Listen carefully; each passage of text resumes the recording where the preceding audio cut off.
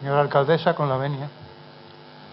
Ilustrísima señora alcaldesa de San Fernando, miembros de la corporación municipal, autoridades civiles y militares, señoras y señores académicos, señoras, señores, queridos amigos todos. Sean todos ustedes bienvenidos a este solemne acto de inauguración del curso 2023-2024. La Real Academia de San Romualdo ha preparado un programa de actividades que iniciamos hoy, que durará hasta finales de junio del próximo año, y que es un programa variado en las tres ramas de que consta nuestra academia: ciencias, letras y artes, conferencias, exposiciones, obras de teatro, conciertos. En fin, con ello lo único que pretendemos es divulgar la cultura y el conocimiento como fijan nuestros estatutos. Este año, este curso, formando parte del programa, queremos celebrar tres efemérides que van a enmarcar pues gran parte de nuestra actividad. En primer lugar, celebramos el 50º aniversario del concurso de cuentos Puente Zuazo, que desde hace medio siglo ininterrumpidamente la Academia convoca y falla cada año. Con motivo de esta efeméride pensamos editar un libro que incluya todos los cuentos que han sido premiados. En segundo lugar, la Academia va a colaborar en el centenario del nacimiento del escritor Luis Berenguer Moreno de Guerra, tan famoso escritor. Y por último, colaboraremos en la celebración del centenario de la librería García Bozano, emblemática empresa de nuestra ciudad, con fama no solamente local y regional, sino también de carácter nacional.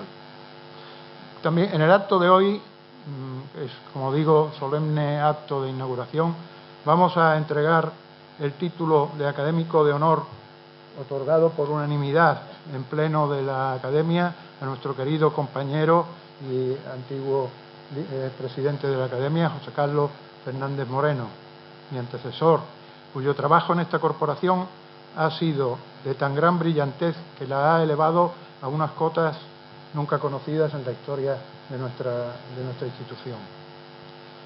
También incluiremos en este acto la lectura de la obra premiada en el último concurso de cuentos Puente Zuazo, en su edición número 49, y lo hará la lectura su autora, doña Nálida Leal Rodríguez. La conferencia inaugural de este curso será pronunciada por don Jorge Alvar Esquerra. Llevará el título La investigación como herramienta esencial en la eliminación de las enfermedades desatendidas. Va a ser presentado por el señor profesor don Antonio Campos Muñoz. No me extenderé más en ello porque ya lo harán posteriormente. Pero sí que les diré que de la calidad intelectual y profesional de ambos doctores, solo les diré que actualmente ambos son académicos numerarios de la Real Academia Nacional de Medicina y ocupan los sillones que en su día pertenecieron a don Santiago Ramón y Cajal y a don Gregorio Marañón, con lo que esto supone y como honor para nuestra academia. A continuación, comenzamos. Tiene la palabra la señora secretaria general, ilustrísima señora doña Adelaida Bordes Benítez.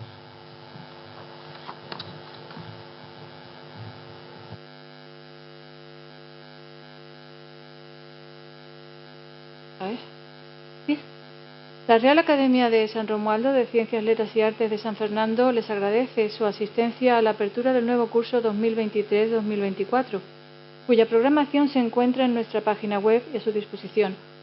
Un curso muy especial por cuanto ha anunciado el señor presidente, y la secuencia del acto presente será como sigue. Primeramente, tendrá lugar el nombramiento de académico de honor al excelentísimo señor don José Carlos Fernández Moreno.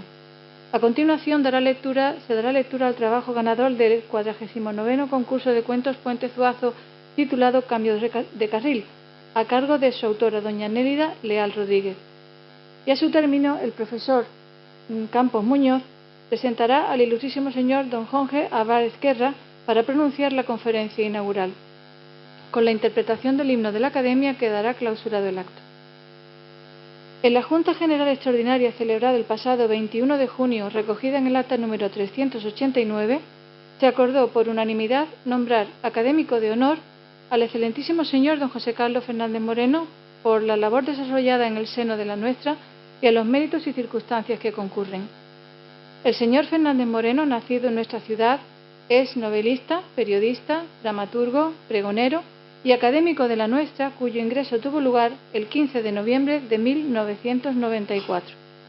En el año 1996 tomó posesión como vocal de letras de la Junta de Gobierno hasta 2004, que fue elegido presidente, desempeñando sus funciones hasta diciembre de 2016, cargo que durante un tiempo simultaneó con los de gerente de la Fundación Municipal de Cultura y el de director del Real Teatro de las Cortes.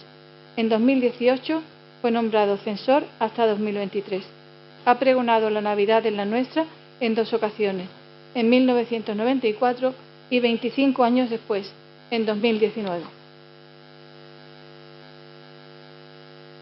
Muchas gracias, señora secretaria general.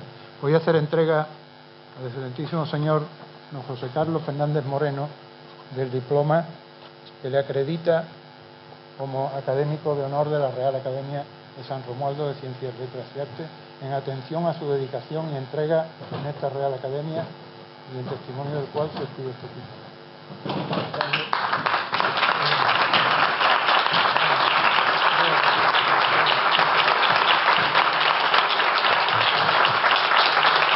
Señora alcaldesa,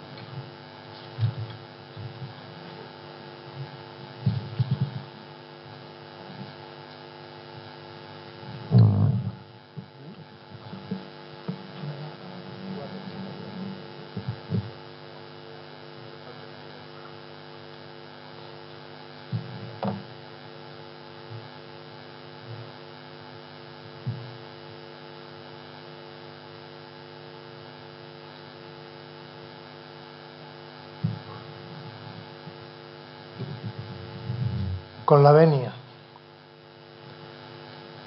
Ilustrísima señora alcaldesa, excelentísimo señor presidente, ilustrísimos señores académicos, ilustrísimas señoras académicas, autoridades, dignas representaciones, señoras y señores. Aquí, en el dorso de mi medalla, se encuentra grabada una fecha: 15 de noviembre de 1994, día en el que tomé posesión de mi plaza de académico de número en San Romualdo, es decir, han transcurrido 30 años. Tempus fugit. Me tomó juramento el presidente que en esos momentos ejercía el cargo, don Emilio Jiménez Villarejo. En aquellos tiempos, aun sin estar expresado en los estatutos y reglamentos, era costumbre que el recipiendario invitara a cenar a la Junta de Gobierno. Y ello tuvo lugar en el castillo de San Romualdo. Mire usted por dónde. Yo tenía entonces una razonable cabellera, unas manifiestas ganas de trabajar por la academia y una ilusión sin parangón. Todo ello, menos lo de la cabellera, continúa intacto a día de hoy. La diferencia es que dentro de unos meses, si Dios quiere, cumpliré 80 años y que sufro indeseables limitaciones físicas que, muy a pesar mío, me impiden mantener el ritmo de actividades que he llevado durante toda mi vida. Por mucho que quiero, es imposible, no puedo. A lo largo de los años nos vimos obligados a enfrentarnos a constantes penurias económicas, a carencias de infraestructuras, para no teníamos ni sede, a actitudes externas no siempre favorecedoras para con la academia. Nada de eso nubló mi ánimo ni mis ganas de trabajar, todo lo contrario. Los que me conocen saben de sobra que me encantan los retos y que no soy nada acomodaticio. Pero vaya por Dios, el corazón ha hablado y me ha llamado al orden, y por lo visto ha alcanzado acuerdo unánime con otros sistemas de mi cuerpo para que se encienda la luz roja avisadora de que la espita está a punto de saltar y de que me encuentro al pie del abismo.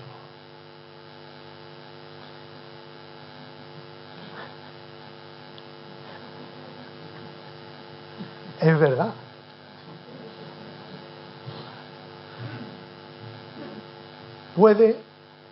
Puede que acontezca algo así como lo que dice la copla andaluza: entre dos quereles tengo mi corazón repartido.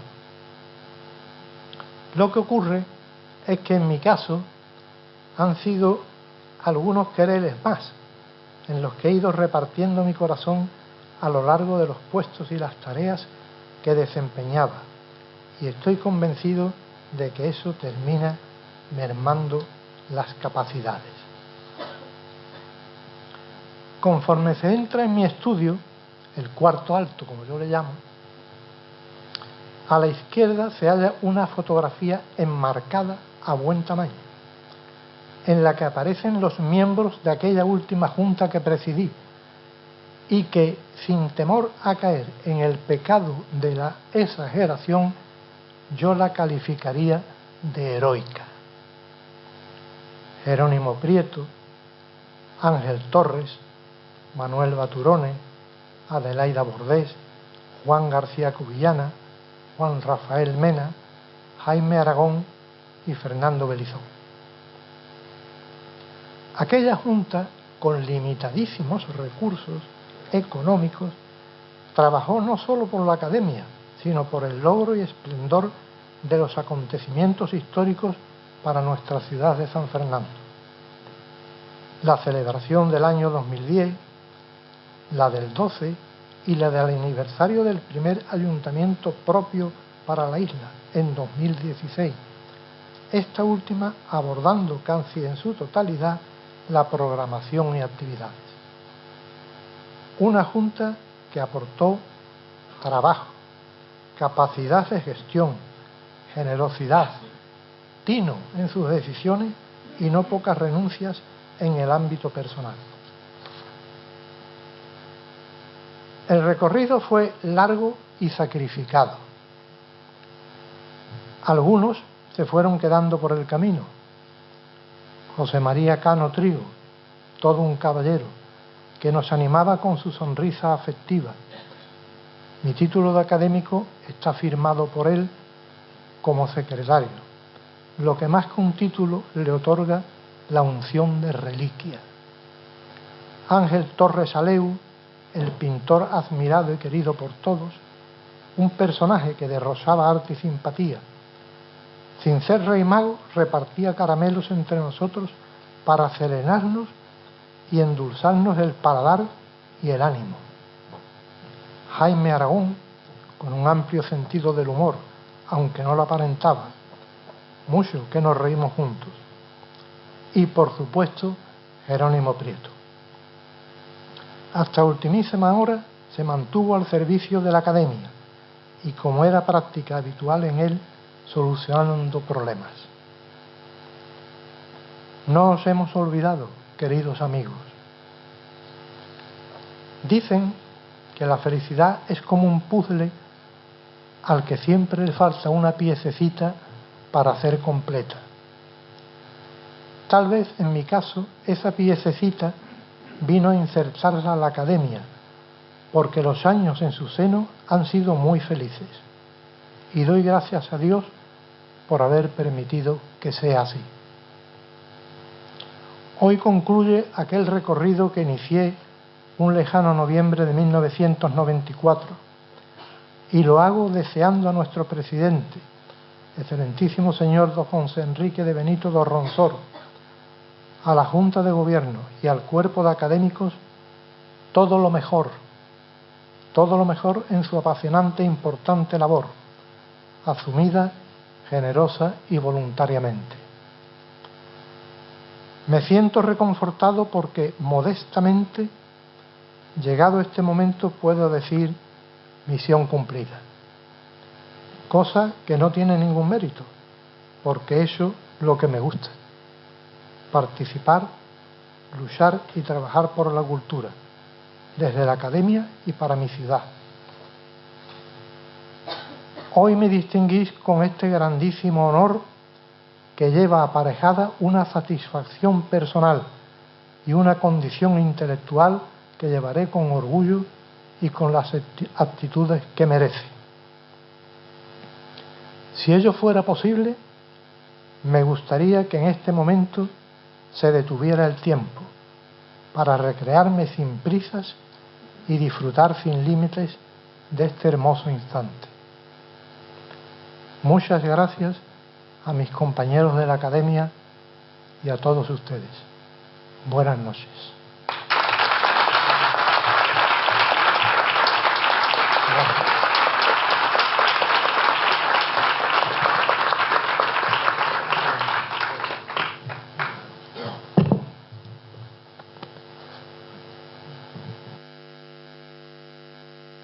Seguidamente tendrá lugar la lectura del trabajo ganador del Concurso Internacional de Cuentos Puente Zuazo en su 49ª edición.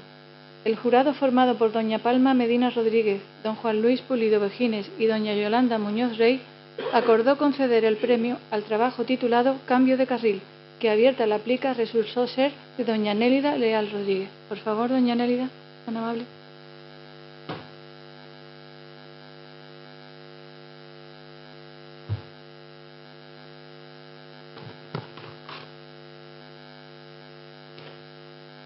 Buenas tardes a los señores y señoras académicos, a las autoridades, al señor presidente, a la señora secretaria y a todos los que me acompañan esta tarde en un momento pues que para mí es un momento personal y literario en el que han confluido muchas circunstancias para que sea muy especial.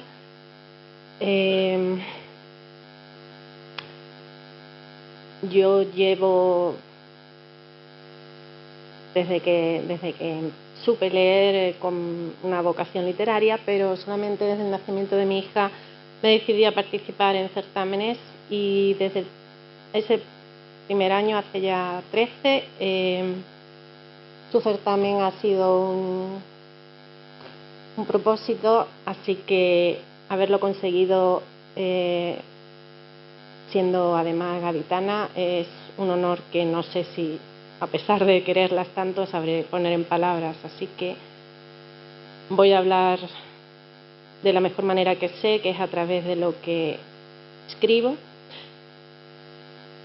y que me han hecho el honor de reconocer como merecedor de este galardón. Mi cuento se llama Cambio de carril.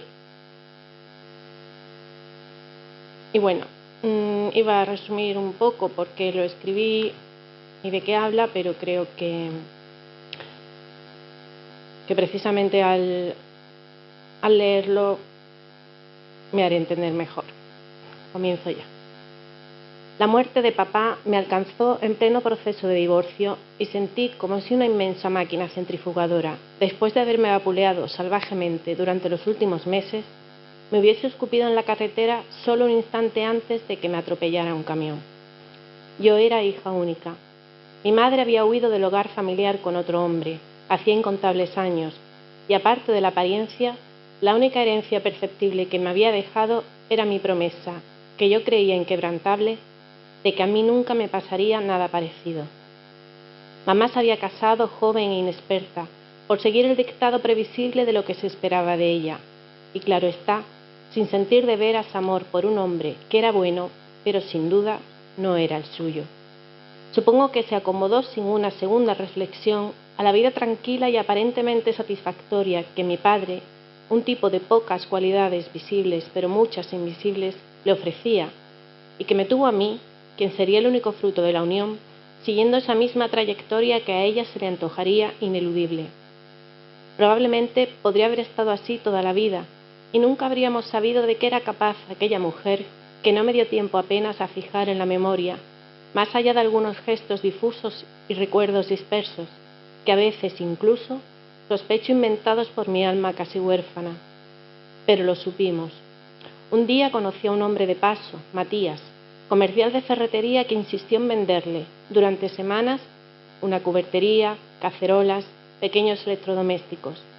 A veces pienso que lo recuerdo a él más que a ella, detenido en el umbral de la puerta, alto y rubio, con una voz sugestiva y convincente.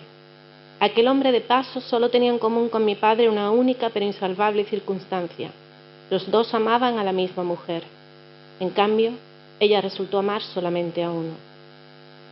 A los 5 años, por tanto, perdí a mi madre en un tiempo donde las madres no se iban del lado de una hija, salvo que la muerte impusiera su dictamen, y me quedé al cuidado de un hombre tan destrozado que en realidad fue él quien quedó al mío.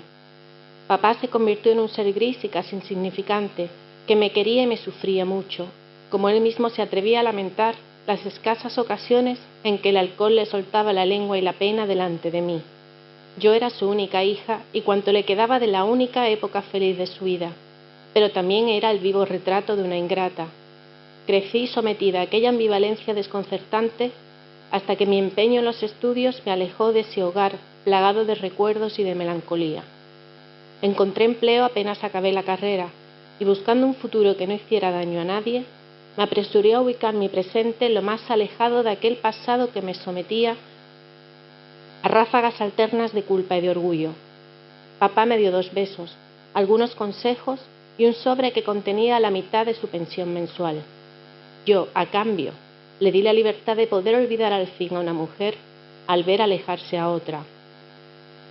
Y en aquella ciudad distinta conocí a Pedro, tras encadenar romances sin trascendencia durante varios años, en mi afán de no repetir el legado materno, y solo sentar la cabeza cuando esa misma cabeza estuviera convencida de que no tenía que buscar más, de que había encontrado lo mejor. Pedro era lo mejor, guapo, inteligente y divertido.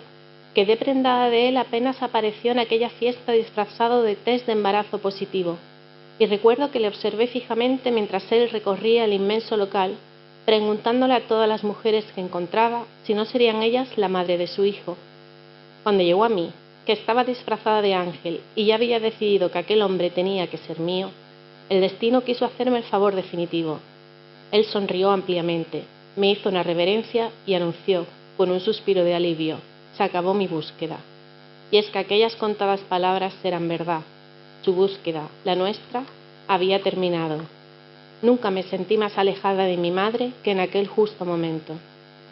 Para el siguiente carnaval ya estábamos casados e instalados en mi ciudad de origen, donde mi padre, ya mayor y siempre solo, fue capaz de transmitirme que al fin la balanza de sus sentimientos hacia mí se había inclinado, sin oscilaciones previstas, hacia el lado del amor. Por mi parte, yo era feliz. No llegaron los hijos, a pesar de buscarlos, pero sí las rutinas, a pesar de evitarlas, y aun así nada era capaz de alterar nuestro amor. Cada carnaval, durante 12 años, Pedro y yo rendimos tributo a nuestro primer encuentro y nos disfrazábamos para celebrar nuestro aniversario. Sin rubor ni bochornos, sin repetirnos nunca, renovando cada carnaval nuestra promesa de fidelidad, paseábamos por las calles, siempre solos, disfrazados de cualquier cosa que ordenara el capricho, y luego, de madrugada, ya en casa, desechábamos los disfraces y brindábamos por un nuevo ritual compartido. Al día siguiente venía mi padre a visitarnos y brindaba él también con nosotros por un año más de esa felicidad que él no había vivido. Aquel era nuestro ritual, sí, y lo creíamos eterno, o al menos eso pensaba yo, a pesar de que este último febrero no tuve ánimo de recrearlo ni intención de que nadie me lo recordara. Sin embargo, seguía pensando. De hecho, lo pensé hasta que la inmensa máquina centrifugadora me engulló una tarde, poco después de aquel carnaval anómalo. Una tarde en la que mi malestar, ya habitual desde hacía tiempo, se volvió intolerable, cuando mi marido me enfrentó en nuestro dormitorio y pronunció lo impronunciable. Me dijo que no resistiría a otro carnaval, otro aniversario tan espantoso como este, que yo había elegido el camino del silencio y la lejanía, y que él lo había intentado, sin éxito, confiando en que al menos yo respetaría nuestra fecha especial, pero había sido defraudado. Esto no tiene sentido. Apenas me hablas, no me miras.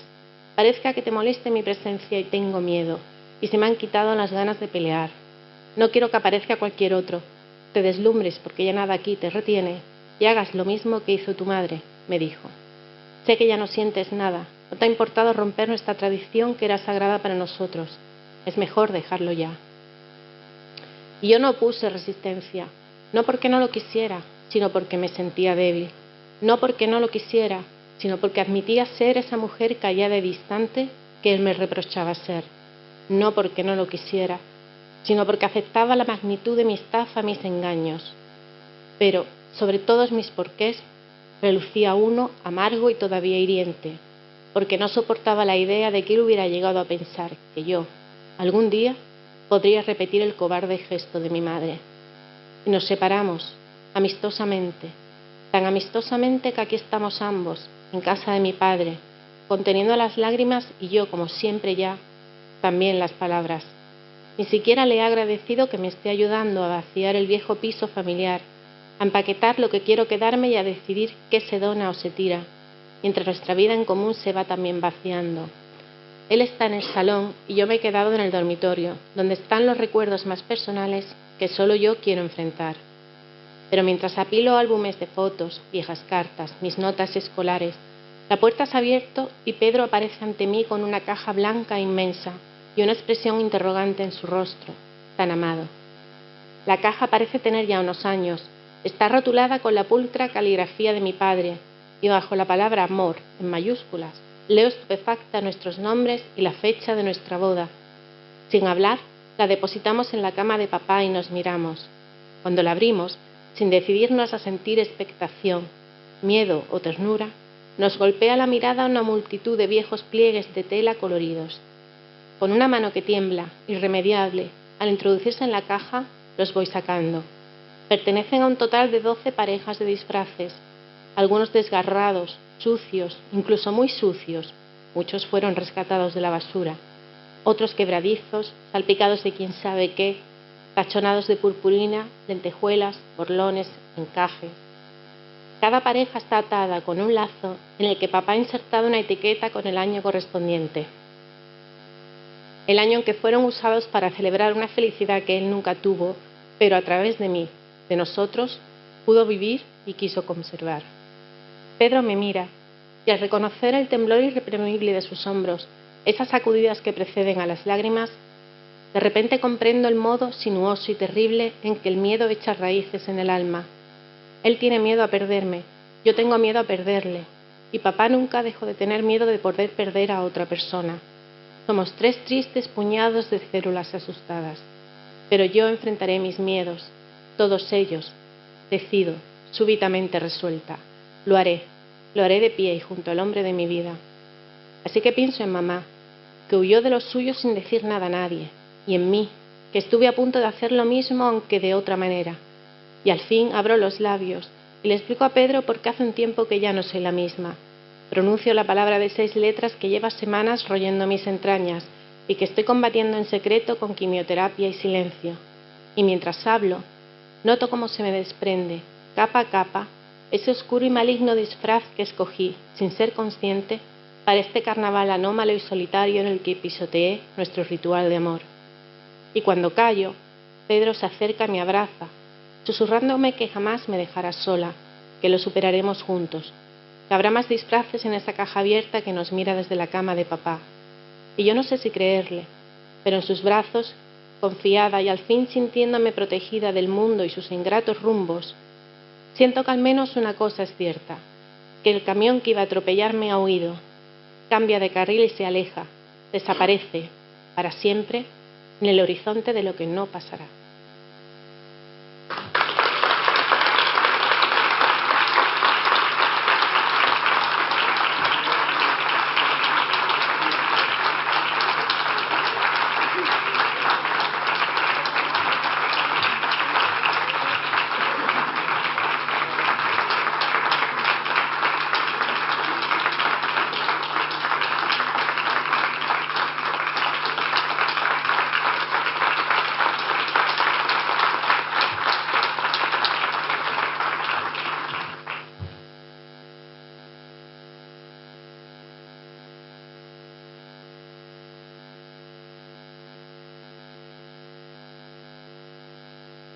En la sesión de Junta de Gobierno celebrada el pasado 30 de mayo de 2023, recogida en el acta número 388, se acordó que el discurso de apertura de curso estuviera a cargo del excelentísimo señor don Jorge Álvarez Guerra, jefe de área del Centro Nacional de Medicina Tropical del Instituto de Salud Carlos III y académico de número de la Real Nacional de Medicina de España. La conferencia lleva por título La investigación como herramienta esencial en la eliminación de las enfermedades desatendidas. Será presentado por el ilustrísimo señor profesor don Antonio Campos Muñoz, catedrático de Histología de la Facultad de Medicina de Granada y académico de esta. Muchas gracias, señora secretaria general. Tiene la palabra el profesor Campos Muñoz para presentar al conferenciante.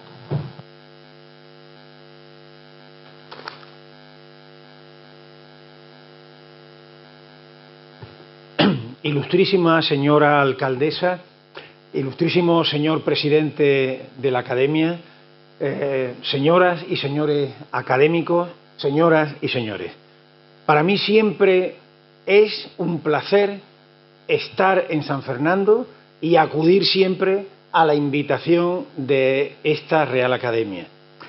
Y en este caso, además, lo es por un motivo muy grato, como resulta presentar a un querido amigo, a un excelente profesional y a un hombre cuya biografía ahora voy muy esquemáticamente a relatar. Podría estar mucho tiempo hablando de ella, pero que quiero resaltar especialmente por lo que tiene de simbólica y por lo que tiene de significado para nuestra sociedad. El doctor Alvar nace en Granada y estudia medicina en la Universidad Complutense de Madrid, donde se ha trasladado su familia, y luego hace, por supuesto, también allí el doctorado, amplía sus estudios en el Instituto de Medicina Tropical de Hamburgo y en la Universidad de Cambridge. Posteriormente va a desarrollar su trabajo en un conjunto de instituciones en los que va a desarrollar una labor asistencial, investigadora, de primera magnitud. Va a desarrollar su actividad en el Instituto de Salud Carlos III, donde va a trabajar en el servicio de parasitología en primer lugar. Va a ser luego la persona de referencia en relación con las enfermedades parasitarias en el laboratorio fundamental de ese departamento, de esa institución, y finalmente va a dirigir el Centro Nacional de Medicina Tropical que se crea precisamente en el Instituto Carlos III en el año 2000, aproximadamente, 2000-2001. Tras 19 años trabajando en el Instituto de Salud Carlos III, va a ser, como un gran científico que es, fichado, digámoslo así, por la Organización Mundial de la Salud y se traslada a Ginebra, donde va a seguir trabajando especialmente en una de las áreas en las que ha desarrollado su actividad investigadora, la leishmaniasis, un protozoo que se transmite por insectos hematófagos y que produce una enfermedad, la leishmaniosis, que en sus distintos tipos genera una gran patología, una gran afectación en lugares muy amplios del mundo. Después de estar 8 años en la Organización Mundial de la Salud, va a incorporarse a una fundación vinculada precisamente a la Organización Mundial de la Salud, que tiene por objetivo el desarrollo de medicamentos para las enfermedades olvidadas y desatendidas. Es una fundación ya específica, vinculada, repito, a la Organización Mundial de la Salud, que tiene ese objetivo, un objetivo de ocuparse de aquellas enfermedades en cuanto a su tratamiento, que a veces los grandes laboratorios no dedican precisamente ni su inversión ni su tiempo. Y en todo este lugar, en todo este tiempo, ha sido además profesor visitante de la Universidad de Cambridge. Esta es su trayectoria profesional. Pero esa trayectoria profesional, dedicado fundamentalmente a la investigación y el conocimiento de la leishmaniasis, lo ha plasmado en más de 220 artículos científicos publicados no en cualquier revista, sino en las revistas más importantes del mundo científico: Lancet, Nature, British Medical Journal, es decir, las revistas de referencia de la ciencia universal.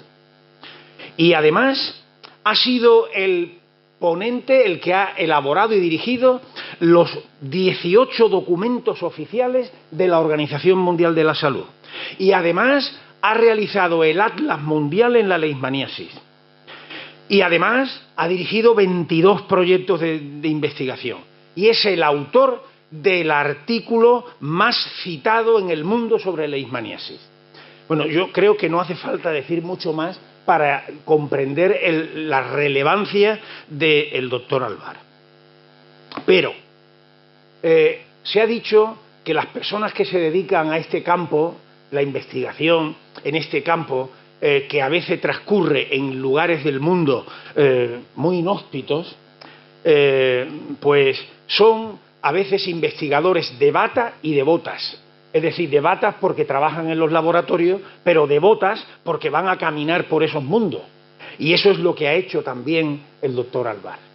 El doctor Alvar, en esa labor realizada en esos lugares del mundo donde esas enfermedades olvidadas están presentes, ha sido la persona que ha creado infraestructuras como el Laboratorio de Salud Pública de Guinea Ecuatorial, donde tuve en una ocasión la oportunidad de acompañarlo y de ver lo que es trabajar en esas condiciones. Yo soy más de bata y no tanto de botas, por eso admiro tanto a los que han trabajado en los lugares de trinchera, donde el mundo, los laboratorios son otras trincheras, pero esas, los que hacen además bata y bota, pues lógicamente tienen un enorme mérito y desde mi punto de vista una extraordinaria admiración la que siento.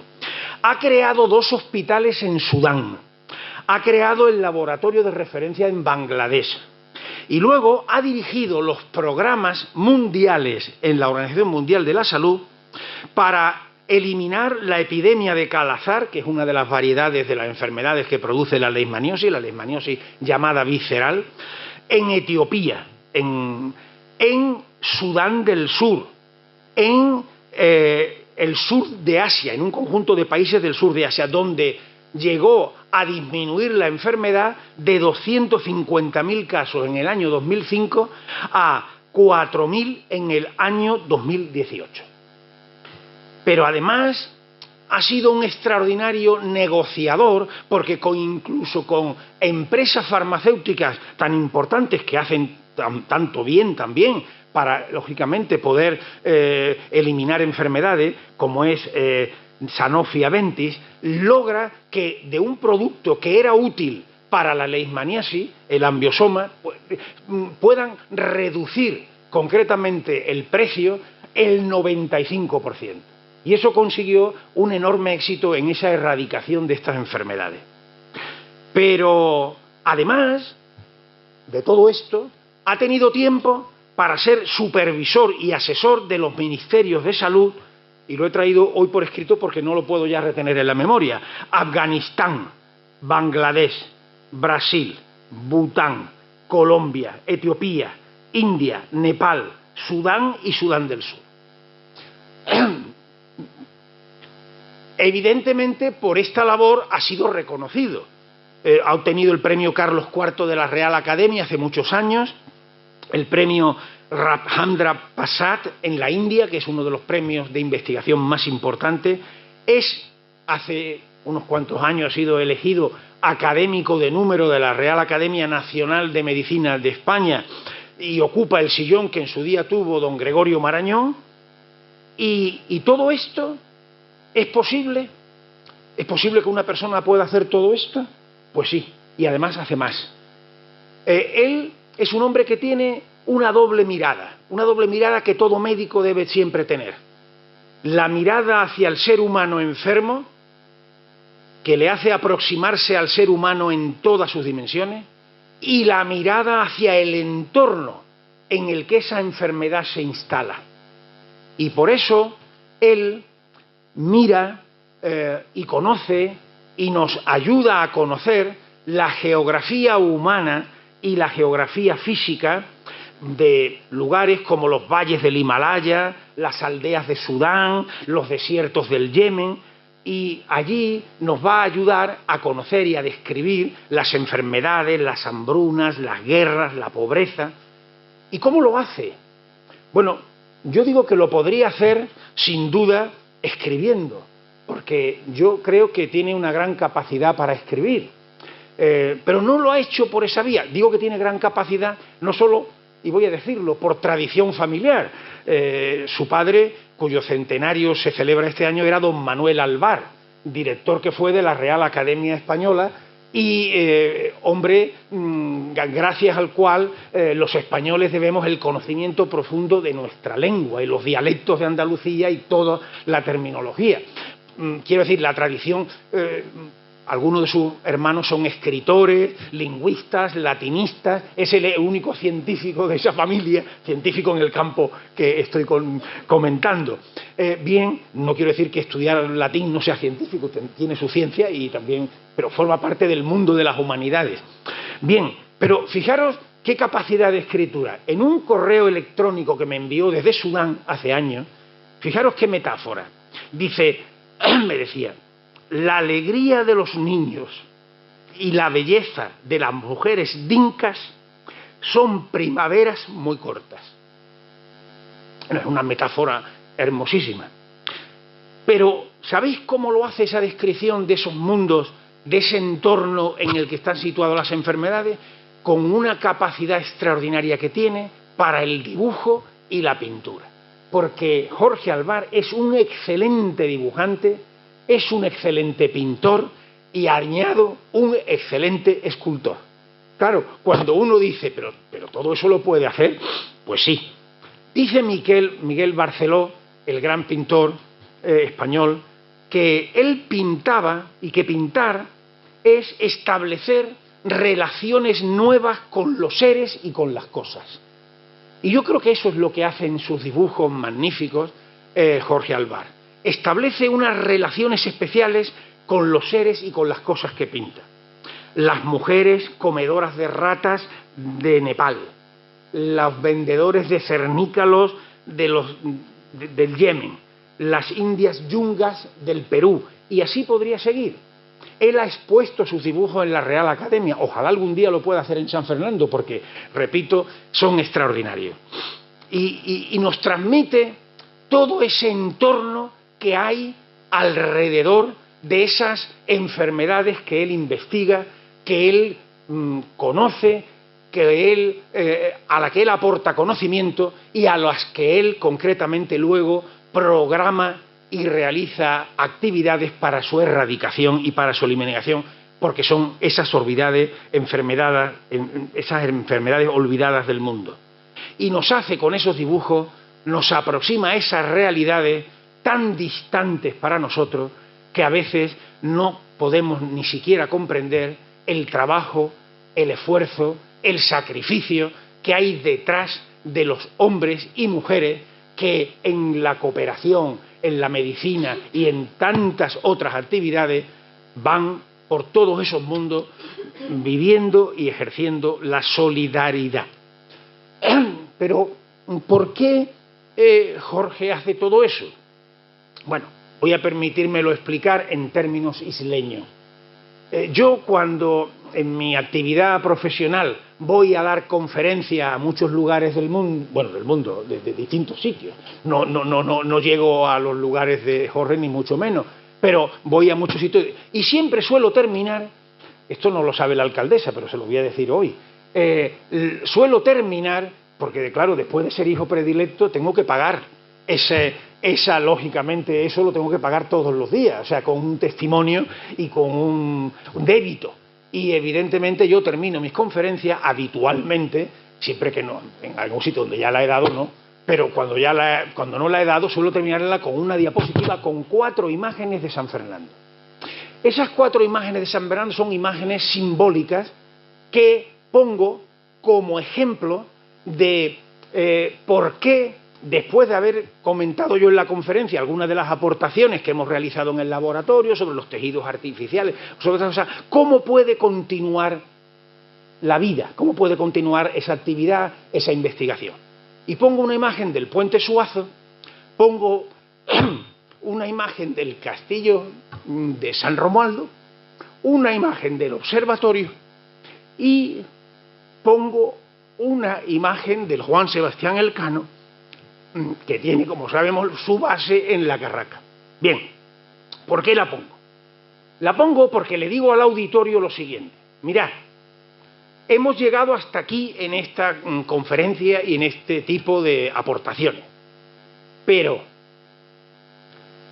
quedan muchos puentes que cruzar, quedan muchos castillos que asaltar, quedan muchos cielos y estrellas que mirar y quedan muchos mares que navegar.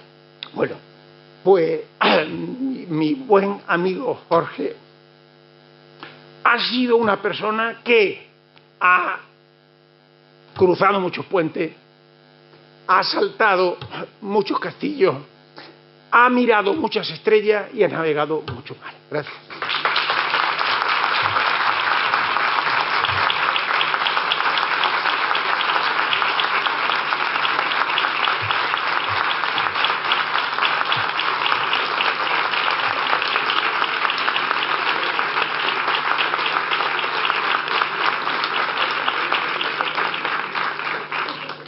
Estoy buscando el puntero, así que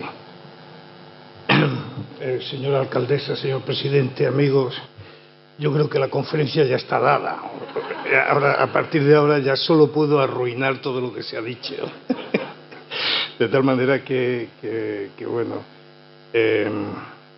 muchas gracias, Antonio. Es un sentimiento bidireccional, aunque yo no tenga la capacidad de expresarlo con su brillantez y su entusiasmo. Pero es verdad que mi entusiasmo lo he puesto a lo largo de la vida en el trabajo que entendí que tenía que hacer y que me parece que no voy a saber resumir hoy a la altura que me han asignado las circunstancias previas. Primero con el cuento bellísimo. Enhorabuena, es realmente algo excepcional, ¿no? Me gusta mucho. Y luego, claro, con la presentación del profesor Campos. Bueno, yo creo que el título no es especialmente acertado, pero ya no lo puedo cambiar. Y es porque desde el punto de vista de la investigación siempre tenemos la demanda de que necesitamos más dinero para investigar, pero los que nos dedicamos a la cooperación internacional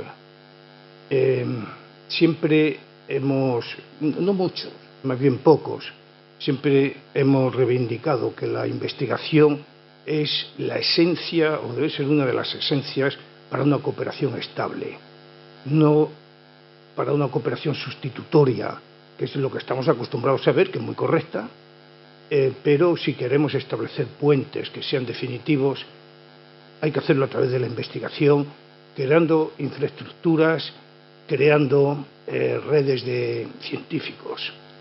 Y eso es lo que no paga, lo que no subvenciona una agencia estatal de cooperación. Y es un problema, lógicamente. Entonces, yo por eso he elegido el tema, ¿no? Y bueno, como las circunstancias me han llevado a trabajar en este tipo de enfermedades, pues quería definirlas un poco, pues, para saber de qué estamos hablando.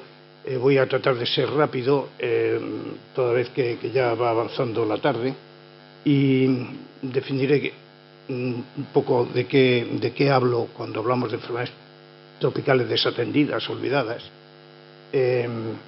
Y ya que mi especialidad es la leishmaniasis, y hay un programa tan bonito, tan exitoso en marcha, que no me puedo resistir a no comentarlo. Y luego algún dato así muy rápidamente de cómo puede ser el futuro.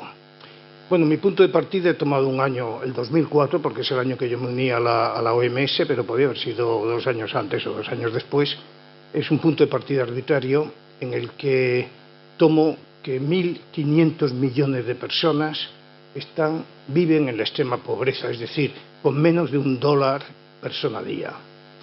Y eso hace que pensadores, filósofos potentísimos, como el premio Nobel Amartya Sen, o como la filósofa alemana Nussbaum, o como economistas radicales como Peter Singer, ¿no? que promueve un impuesto a los países desarrollados en favor de los países en desarrollo por toda la explotación previa que ha habido, o economistas más moderados como Jeffrey Sachs. Bueno, una serie de pensadores se posiciona alrededor del año 2000 diciendo que la situación ya es inaceptable. Y efectivamente, en el año 1999 se da la circunstancia que le dan a Médicos Sin Fronteras el Premio Nobel de la Paz, y quieren ir a tratar este tipo de enfermedades en los países más olvidados, más en desventaja, pero no hay medicamentos para tratar las enfermedades propias de esas zonas. Entonces deciden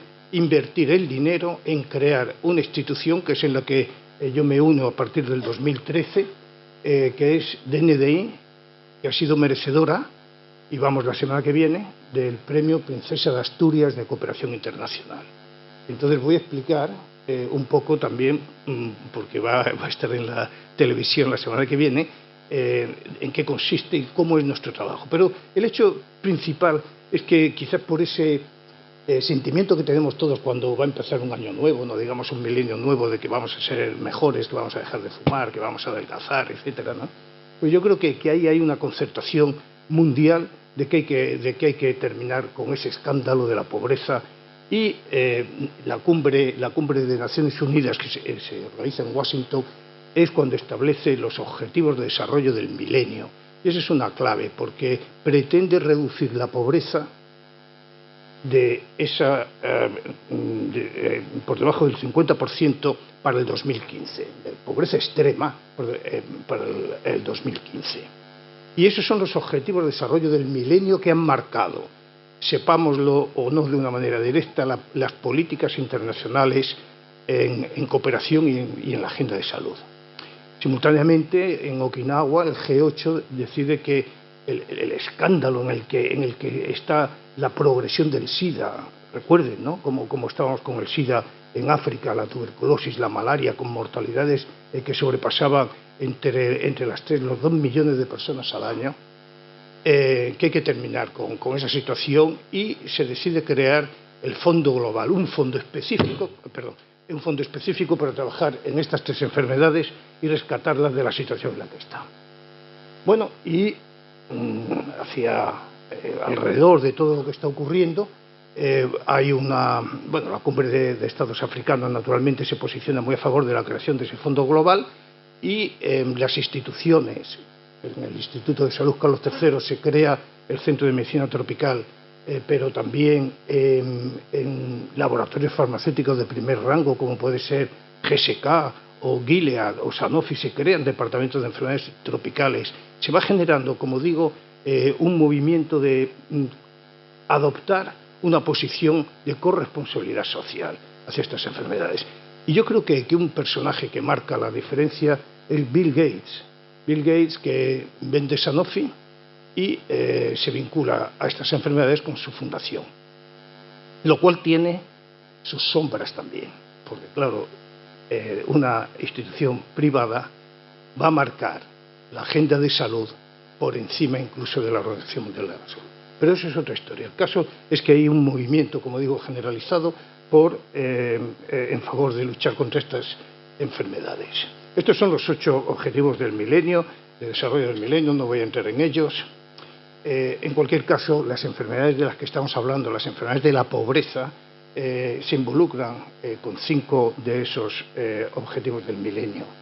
Y se establece una comisión de macroeconomía y salud por parte del Banco Mundial y de la Organización Mundial de la Salud, de la OMS, para analizar cuáles pueden ser los problemas esenciales que impidan la consecución del objetivo del milenio, reducir la pobreza por debajo del 50% de la pobreza extrema. Y categoriza esta comisión, que precisamente la preside Jeffrey Sachs, el economista moderado y asesor de todos los presidentes de Estados Unidos, por cierto, establecen 3 categorías de enfermedades: las que afectan al mundo occidental y en ellas se hace inversión en I+D en cantidad suficiente, las 3 grandes que se van a rescatar, tuberculosis, malaria y SIDA, con el Fondo Global, y luego toda esa pléyade de enfermedades de las gentes más vulnerables, de las gentes más pobres, de los que no tienen voz política, que probablemente van a ser los que impidan la reducción perseguida en los objetivos del desarrollo. Bueno, son enfermedades que afectan a 1.500, de 1.500 a 1.600 millones de personas. Algunas de estas enfermedades, tanto como 1 de cada 5 personas del planeta tiene alguna de estas enfermedades. Son enfermedades de transmisión en zonas remotas, ¿no? Pues es verdad que que hay que ser de bota más que de bata, ¿no? Hay que arremangarse el pantalón y tirar por el altiplano etíope o remontando ríos, empujando la canoa a veces. Pero bueno, tampoco me voy a poner en plan estupendo, ¿no? El hecho es que son transmisiones de enfermedades en zonas muy difíciles de acceder, donde la población no tiene acceso a los sistemas de salud. Y son enfermedades, además, que como no dan réditos políticos, los gobiernos no las tienen en cuenta en sus agendas de salud. Se priorizan otro tipo de enfermedades más urbanas y estas se tienen completamente abandonadas. Desde el punto de vista individual son enfermedades que crean un gran estigma, que segregan, que matan, en fin, no voy a seguir ahondando por ahí. Y desde el punto de vista social del mundo nuestro, del mundo occidental, no las percibimos como riesgo porque no viajan. Esto no son enfermedades como las que hemos visto recientemente, que sí viajan. No, estas son enfermedades transmitidas por insectos, por caracoles, que nosotros no tenemos y por tanto no crean alarma social en nuestro contexto.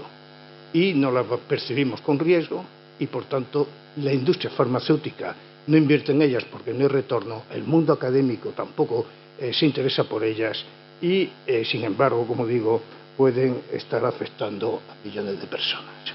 Frente a esas, son las enfermedades en su origen, están las emergentes, que son las que cruzan, son las que sí nos llegan a nosotros y nos crean una enorme alarma social si no tenemos medicamentos, si no tenemos capacidad de prevención.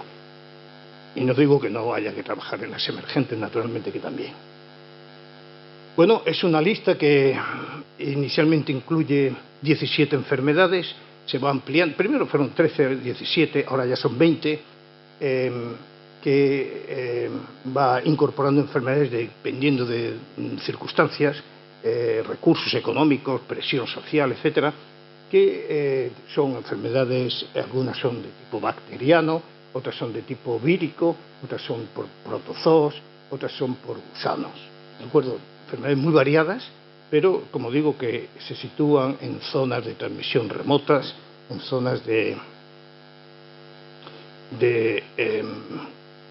difícil acceso.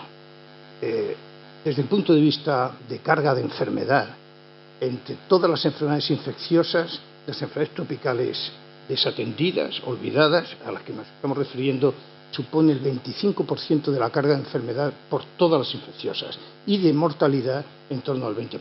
Es decir, de 1 de cada 5 personas que mueren por una enfermedad infecciosa se deben a estas enfermedades. De tal manera que sí tienen su importancia, y tienen importancia que tomadas en su conjunto se sitúa en importancia de carga de enfermedad con las otras grandes. Para que vean cómo es el olvido en las que estas enfermedades se sitúan, y vuelvo a recordar las 3 categorías que estableció la Comisión de Macroeconomía y Salud. La reducción de un año de vida saludable perdido por discapacidad es un parámetro epidemiológico de lo que supone una enfermedad. Para reducir un ABAD en diabetes, que es una de las enfermedades nuestras, se invierten $100 para un ABAD. En las enfermedades de transmisión, en las enfermedades tropicales desatendidas, menos de $1. Eso es lo que nos pone, ¿verdad?, en posición clara de cuál es la atención que se les presta. Bueno, como decía, en torno al año 2000-2005 se va generando una enorme sensibilidad en la que se involucra ya la industria farmacéutica. Todos terminamos entendiendo que la industria farmacéutica no es el enemigo, sino que tiene que ser el aliado principal, y lo único que hay que hacer es hablar y entenderse. Bueno, pues se celebra una reunión histórica en Londres en enero del 2012 con Bill Gates, la directora de la OMS, Margaret Chan, en aquel momento, y 9 CEOs de los laboratorios farmacéuticos más importantes del mundo. Y se comprometen a eliminar 10 de estas enfermedades para el 2020. Es el compromiso que adquieren. ¿Y cómo lo van a hacer? Poniendo dinero, estableciendo alianzas, reduciendo precios. Y los laboratorios que hacen investigación ponen a disposición de la NDI, la iniciativa en la que trabajamos para desarrollar medicamentos de estas enfermedades, de NDI, se sirve de las bases de moléculas que tienen, de las librerías, de los bancos de moléculas que tienen los grandes laboratorios farmacéuticos, que a lo mejor las han desarrollado para trabajar en cáncer o en cardiovasculares, nos permiten que las analicemos para ver si sirven para estas enfermedades. Y van adquiriendo, van lavando su imagen de alguna manera en esa corresponsabilidad social, y bueno, pues se llega, por ejemplo, Glaxo explora 2 millones de moléculas, de las cuales 35 son familias nuevas para la ciencia, de las cuales ya sabemos que algunas tienen utilidad para estas enfermedades. Lo que hace DNDi, y ya me voy adelantando un poco, es acompañar al laboratorio farmacéutico, porque obviamente ellos no tienen por qué entender de estas enfermedades, pero entonces se acomoda un convenio, se firma un contrato por el cual, si sale un medicamento exitoso, no pueden ganar más de una cantidad determinada, digamos 10%, razonable, tienen que tener dividendos, tienen que recuperar la inversión. DNDi, por tanto, acompaña desde el minuto cero a hacer el cribado de esos bancos de moléculas, y les acompaña en la fase preclínica, experimentos de laboratorio in vitro, en ratones, en perros llegado el caso, y ya cuando está listo para saltar a la investigación clínica es cuando DNDi toma el liderazgo y empieza a hacer esos ensayos ya en los países endémicos. Ellos no tienen, los laboratorios no tienen por qué saber cómo se transmite la enfermedad del sueño en el Congo, y sin embargo esa es nuestra especialidad. El laboratorio ahorra mucho dinero, ahorra riesgos, y nosotros nos hemos ahorrado todo lo anterior también. De tal manera que es una situación de ganancia mutua. Bueno, eso hace que se cree un estado por parte muy interesante. Hay una ONG británica que es esta que está impuesta, el índice de acceso a los medicamentos. Es una ONG que mide distintos parámetros anualmente y categoriza los laboratorios farmacéuticos de acuerdo a su compromiso social. Lo hace en función de cómo es la política de precios, de cómo es la política de investigación, formación de estudiantes, donaciones, etcétera, etcétera. Y cada año sacan este ranking y sorprendentemente los laboratorios se lo toman muy en serio y se sienten picados, si me permiten la palabra, si se ven demasiado abajo en ese eslabón. Bueno, pues todo esto hace que se pueda empezar a trabajar con los laboratorios de una manera un poco más sólida y, como digo, en alianza, consecuencia, ¿verdad?, de aquella declaración de Londres de enero del 2012. ¿Y qué se ha conseguido? Bueno, pues se ha conseguido mucho. Se ha conseguido que de aquellos 1.500 millones de personas que tenían alguna de estas enfermedades, 500 millones ya no requieren de estos programas. Están fuera de riesgo de transmisión. Se ha conseguido que se eliminen esas enfermedades como problema de salud pública, es decir, que no sea ya un problema, ¿verdad?, de sobrecarga para el sistema de salud en 40 países. De tal manera que la enfermedad, la filariasis linfática, ya no está en 16 países, el tracoma ya no está en 9 países, la oncocercosis, que produce la ceguera de los ríos, ya no está en 4 países americanos. La leishmaniasis, que ha hablado antes el profesor Campos, ya no, tenemos pocos casos ya en el sudeste asiático. La lepra que siempre ha sido, ¿verdad?, tan contumaz en su manera de comportarse, cae sistemáticamente cada año 2-3% en una parada, o sea, sin parar, ¿no? Es realmente la lepra, muy espectacular lo que está ocurriendo con ella. Bueno, la poliomielitis, mientras estábamos confinados, no pasó desapercibido, pero África anunció que había eliminado la poliomielitis, la polio salvaje del continente. Fue uno de los grandes anuncios en salud pública más importantes de los últimos años. O el gusano de Guinea, tenemos ya solo 27 casos al año. De tal manera que probablemente sea la segunda enfermedad que se erradique del planeta. Solo hay una, 1980, la viruela, y había vacuna para esa. Esto es una enfermedad que no de transmisión diferente, pero que estamos al borde de la erradicación. Bueno, pero con todo eso no es bastante, porque quedan muchas enfermedades que están por subsanar, y es ahí donde y necesitamos medicamentos mejores, es ahí donde DNDi ejerce su mayor influencia. El punto de partida de DNDi, como digo, es en asociación con Médicos Sin Fronteras a partir del año 1999, y se hace un estudio que es publicado en una revista muy importante, en el JAMA, en el que se ve que es un análisis desde el año 1973 al año 2000, solo el 1% de los medicamentos desarrollados han sido para estas enfermedades, cuando estas enfermedades revisten el 10%, el 12% de la carga mundial de enfermedades.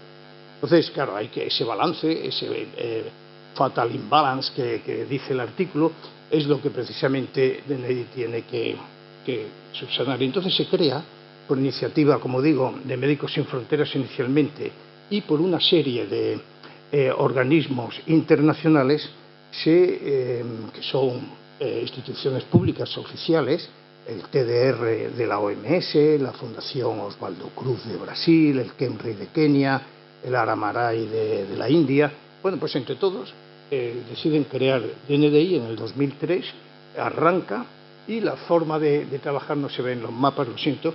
La forma de trabajar es en red. Nosotros no tenemos laboratorios, sino que establecemos alianzas con los laboratorios farmacéuticos, como ya he explicado, o con laboratorios del mundo académico, y con ellos se trabaja. Pero fundamentalmente lo importante es que se trabaja en forma con redes. Tenemos una red son redes estables que ya tienen 10, 15 años de existencia, con científicos locales para dengue en el sudeste asiático, para la leishmaniasis visceral en el este de África, que es la que yo he coordinado años, otra para enfermedad del sueño en África Central, Chagas en América. Entonces, reunimos más de 300 investigadores de todos estos países que tienen una estabilidad, que tienen laboratorios cualificados en los cuales pueden trabajar de manera cómoda y se evita la inmigración, se evita el sangrado de estos científicos que se van fuera de esos países. En este momento, las cifras de Sudán es que el 92% de todos los médicos se han ido ya del país. Bueno, pues se trata precisamente de evitar eso. Se trata de crear unas estructuras que permitan trabajar y que interaccionen con científicos del norte, los científicos del norte con los científicos del sur. Y bueno, de esta manera no es una cuestión teórica. En 20 años se han elaborado 12 medicamentos nuevos. Lo bonito, es muy fácil comulgar con unos preceptos como los de esta organización filantrópica, es que no patentamos, no tenemos regalías, no cobramos royalties. Se desarrolla un medicamento, por ejemplo, el primero, que es artemisina amodiaquina en una coformulación, es decir, en una sola pastilla. Se han vendido más de 500, se han dado más de 500 millones de tratamientos y nosotros no hemos visto ni un céntimo. De tal manera que cada día para nosotros es un día nuevo en el que tenemos que buscar nuestro salario. Y bueno, esto hace que realmente tengamos que estar con las pilas puestas. Nos da también mucha reputación porque a los grandes donantes entienden que nosotros no estamos sacando beneficio en esta investigación. Y bueno, eso ha hecho que se cambie el panorama. Voy a traer el ejemplo de la enfermedad del sueño, porque a todos nos suena del bachillerato, la mosca tsetse. Cuando empieza el programa en el año 90, había 300.000 casos en África. El tratamiento se hacía con un arsenical, un medicamento muy tóxico. Aproximadamente moría el 5%, el 7% de los enfermos, por muy bien que lo hiciera el médico. Es desastre que se te muera un enfermo tratándolo correctamente porque es el medicamento que hay. Bueno, me voy a permitir contar la historia completa. El melarsoprol es un depilante, o sea, tú lo dabas al enfermo y se le caía el pelo, ¿no? Pues perdía vello. Y bueno, pues el laboratorio dejó de comercializarlo porque no tenía retorno económico. Y nuestro fundador, un hombre visionario, muy inteligente, Bernard Pecul, estaba una vez en la peluquería en Estados Unidos, en Nueva York, no sé dónde, y mirando la revista mientras llegaba su turno, ve que había una crema depilante que tenía el melarsoprol. Es decir, el laboratorio había dejado de fabricar el medicamento para la enfermedad y lo fabricaba como depilante. Pueden imaginar el escándalo que montó Médicos Sin Fronteras, que obligó al laboratorio a volver a fabricarlo con el compromiso de que la Fundación Gates invirtiera en investigación de nuevos medicamentos y que liberara al laboratorio de ese medicamento que solo le traía problemas. Y así se hizo.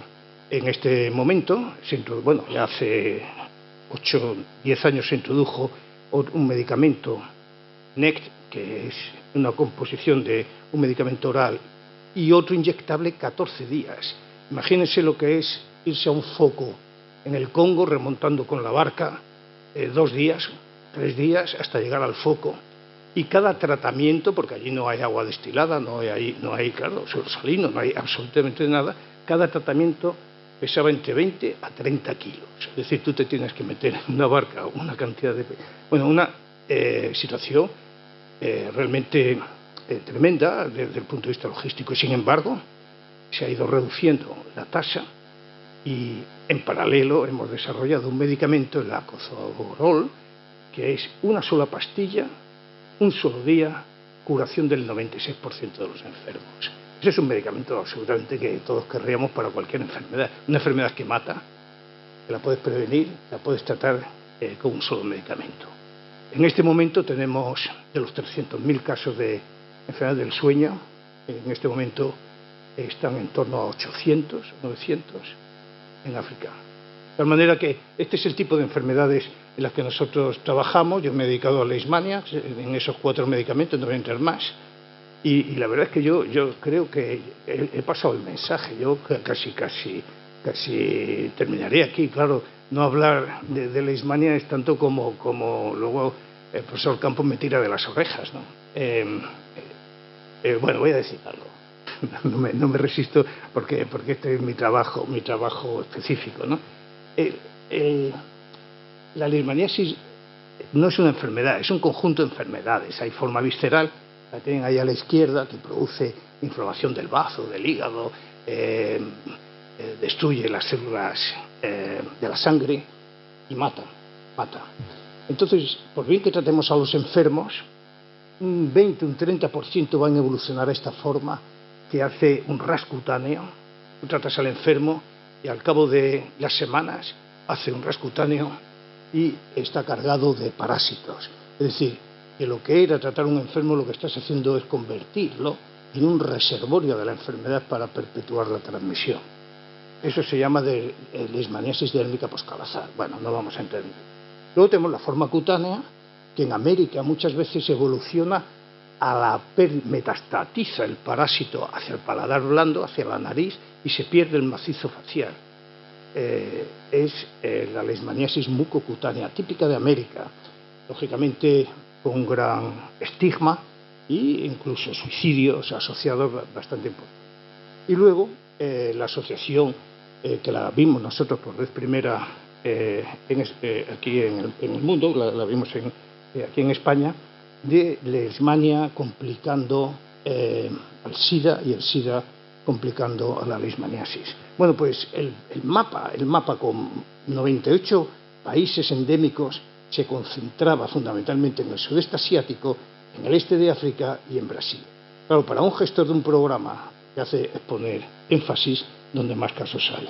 Y es exactamente lo que nos tocó hacer a nosotros. Es muy interesante esta enfermedad porque han sido 15 años realmente maravillosos, ¿no?, en los que ha ocurrido todo. Ha ocurrido desde el punto de vista oficial, el posicionamiento, la conceptualización de estas enfermedades, que era lo que explicaba al principio. Desde el punto de vista de gestión, que era lo que me tocaba a mí en la OMS, hemos articulado todas las normas para combatir la enfermedad, los mapas, el atlas que decía el profesor Campos, bueno, pues toda la normativa, el comité de expertos, en fin, todo eso fue esencial porque era desde donde emanaban las directrices de qué es lo que había que hacer.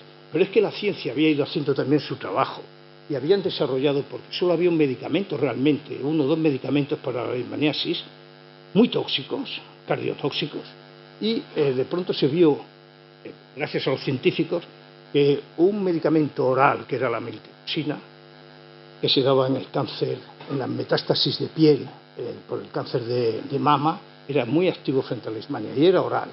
Y yo fui testigo de esa reunión de los 3 ministros de Sanidad de la India, Nepal y Bangladesh, que deciden que con este medicamento, que es oral, muy potente para la leishmaniasis, se va a poder descentralizar, se va a poder dar por los poblados y se lanzan los políticos sin pensarlo 2 veces a la eliminación de la enfermedad. Y detrás nos encontramos todos los técnicos diciendo, bueno, ¿y cómo hacemos? No, porque había muchísimas incertidumbres que voy a pasarlas rápidamente.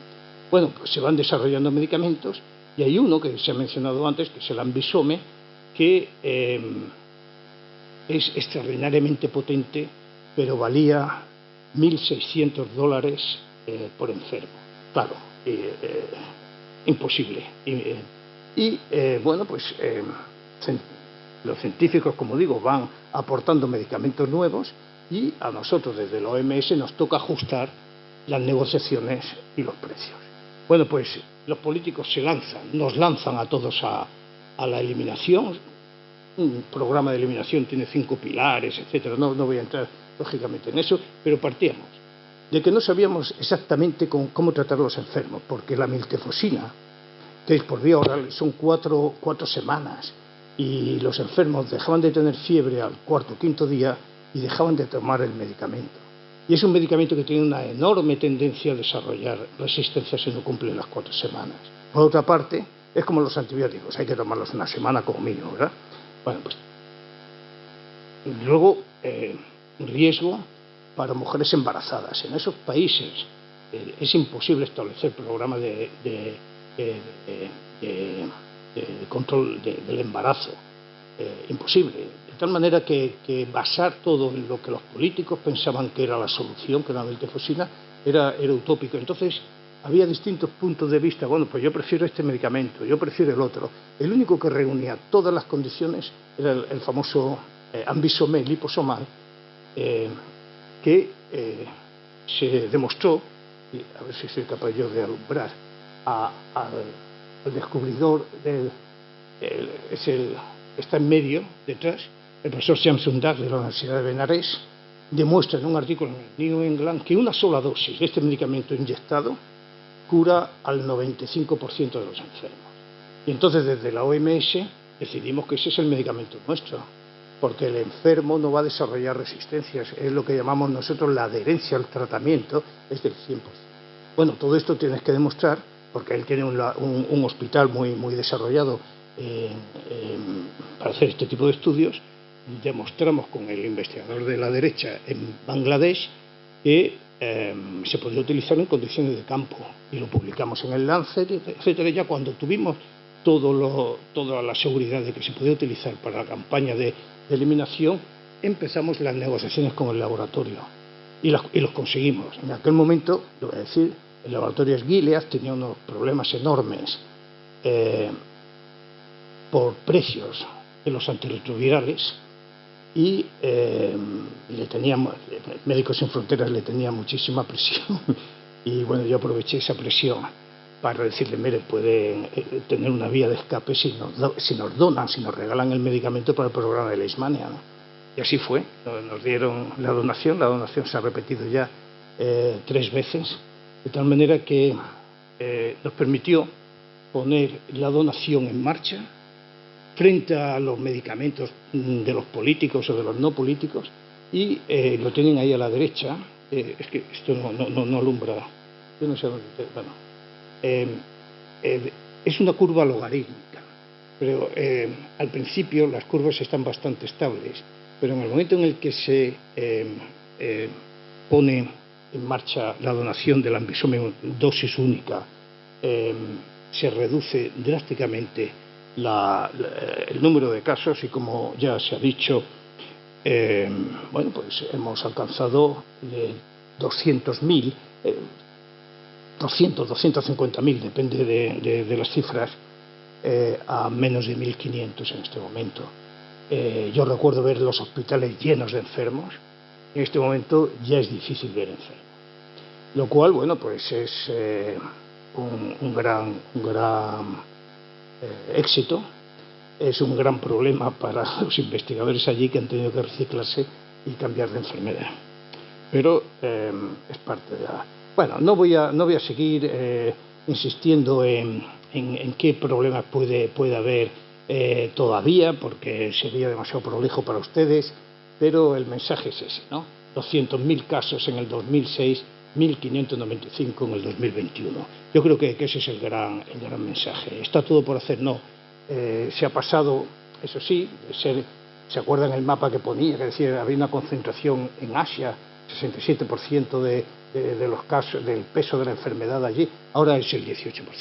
Y ahora quien se lleva todo a los lomos es África. Y la cuestión es si estamos en condiciones de afrontar un programa similar para África. Las condiciones de África, y mi última diapositiva, no son como Asia. La malnutrición que nosotros vemos en África es muchísimo mayor que la de Asia. El acceso es mucho más difícil, no digamos en época de lluvias. Las guerras multiplican por 6 el número de casos después de la guerra de leishmaniasis. Esas son cifras que conocemos bien. Y bueno, como ven, las infraestructuras son realmente pobres. Y sin embargo, aquellas diferencias que teníamos, que les decía, no sabíamos cómo tratar a los enfermos, bueno, aquí sí lo sabemos, porque mientras todo eso ha ido ocurriendo en Asia, hemos ido haciendo la investigación en África. Y en este momento sabemos perfectamente cómo hay que tratar a los enfermos en África. ¿Más complejo que en África? Sí. ¿Más difícil que en África bueno, porque tenemos desplazados, tenemos hambre, sí, pero estamos hablando de unos 30.000 casos. La única cuestión con África es que de pronto tenemos un brote. Yo he seguido, por ejemplo, un brote de 30.000 enfermos y eso es realmente imprevisible cuando puede ocurrir. Pero mi propuesta, y ese fue precisamente el discurso que hice en la Real Academia de Medicina, es que tenemos mucha experiencia adquirida en Asia, sabemos cuáles son las lagunas de África y que si no pedimos ahora lo imposible, nunca va a llegar lo posible. Muchas gracias.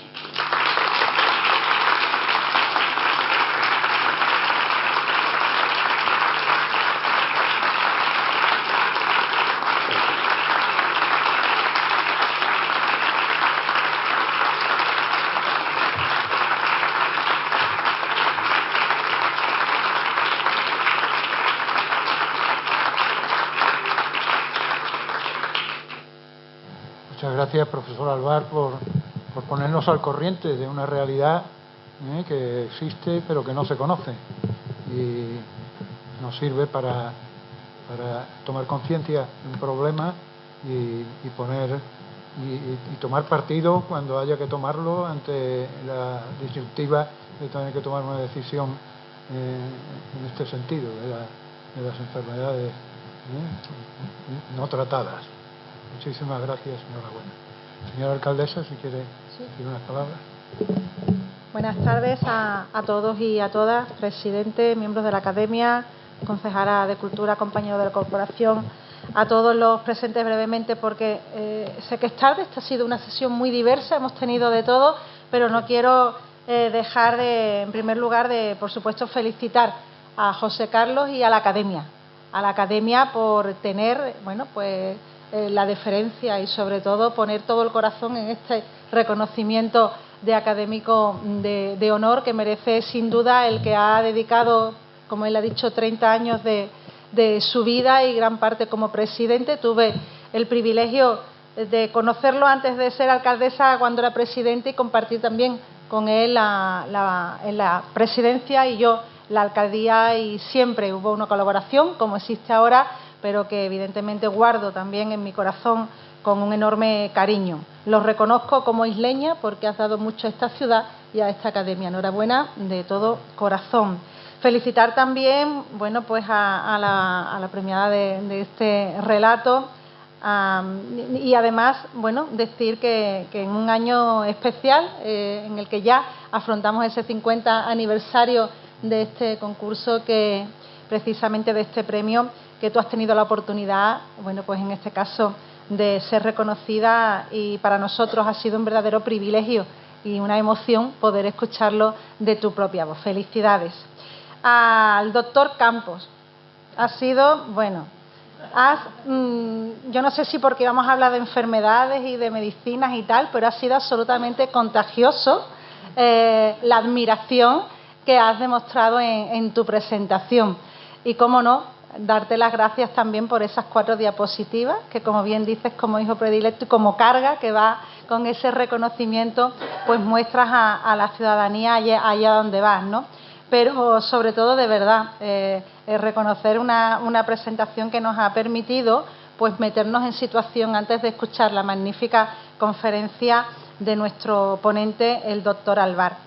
Que yo creo que más allá, sinceramente, de haber escuchado a alguien que ha demostrado, bueno, pues no solamente toda la trayectoria profesional, académica, humana y personal que ya nos había adelantado el doctor Campos, hoy ha sido una jornada o una sesión de ejemplo y de inspiración.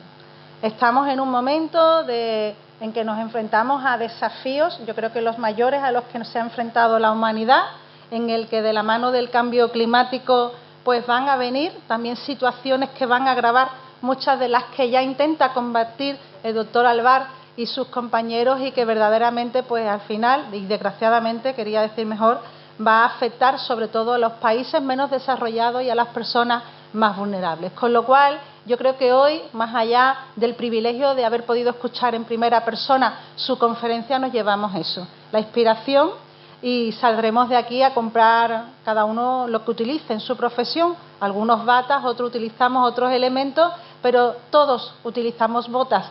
Nos las pondremos para también combatir y ser activistas en los desafíos a los que nos enfrentamos, como lo haces tú, doctor, y que te felicito enormemente. Nos sentimos orgullosos de ello. Y a la Academia, presidente, tenemos un año académico apasionante, lleno de conferencias que nos van a permitir, bueno, pues seguir enriqueciendo, creando ese horizonte de inquietudes y creatividad permanente en nuestra ciudadanía.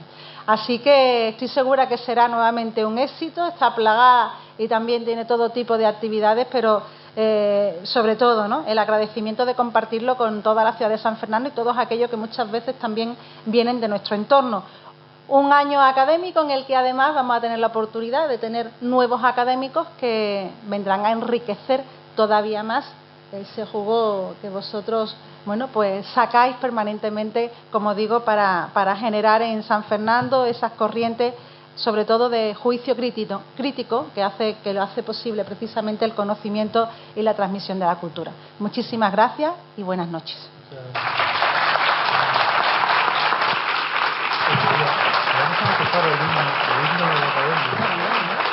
Bueno, el próximo acto de la Academia será el próximo martes, donde don Francisco de Asís García González nos dará una conferencia sobre la maternidad subrogada. Y ahora, por favor, si se ponen de pie, vamos a escuchar el himno de la Academia para cerrar esta.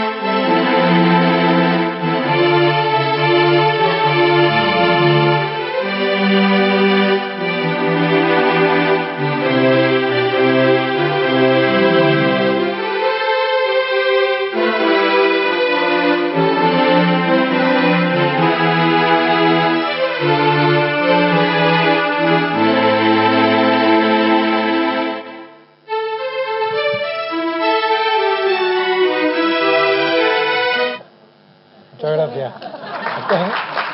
Es que esa era la versión corta y la versión larga.